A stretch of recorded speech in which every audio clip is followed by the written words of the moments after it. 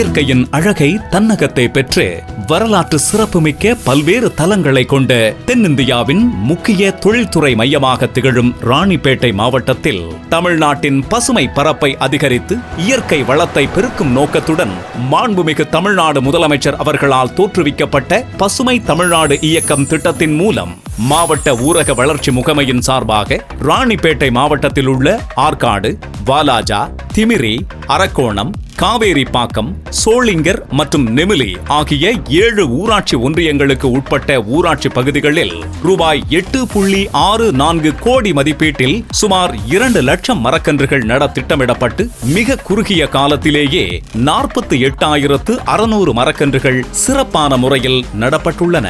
மேலும் மீதமுள்ள மரக்கன்றுகளும் நடப்பாண்டில் விரைந்து நடவு செய்யப்பட உள்ளன.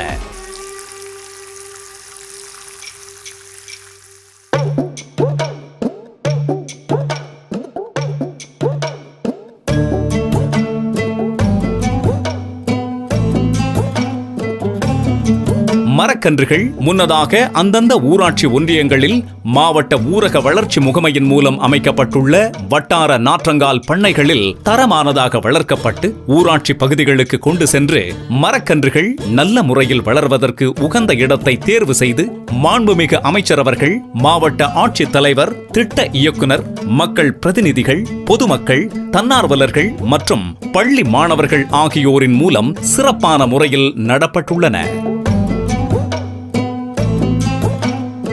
இத்திட்டத்தின் மூலம் மாவட்டம் முழுவதும் வேம்பு, இலுப்பை, பாதாம், நீர் மருது, தேக்கு, செம்மரம், மூங்கில், அத்தி, மகிழம், மகாகனி, நாவல், சாத்துக்குடி, நெல்லி, புளியங்கன்று, தன்னூற்றி, கொய்யா, வேங்கை, கட்டோ, மலை வேம்பு, இலந்தை, பூஞ்சோலை, புங்கன், குழமுகிர், சீதா, சப்போட்டா, ரோஸ்வுட், கொடுக்காப்புளி, அரசமரம், சரக்கொன்றை, வில்வம், பலா, சந்தன மரம், விளான் என சுற்றுச்சூழலுக்கு நன்மை பயக்கும் 25க்கு மேற்பட்ட பல்வேறு வகைகளைச் சேர்ந்த மரக்கன்றுகள் நடப்பட்டுள்ளன.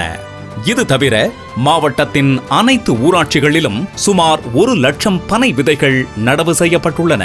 இவ்வாறு மாவட்ட ஊரக வளர்ச்சி முகமை சார்பில் நடப்பட்ட மரக்கன்றுகளின் மூலம் தொழிற்சாலைகள் நிறைந்த ராணிப்பேட்டை மாவட்டத்தில் காற்று மாசு குறைந்து மழை பொழிவு அதிகரித்து சுகாதாரமான சுற்றுப்புற சூழலுடன் மாவட்ட மக்கள் மகிழ்ச்சியான வாழ்வு வாழ வழிவகை ஏற்படும் என்பதை பெரும் மகிழ்ச்சியுடன் தெரிவித்துக் கொள்கிறோம்.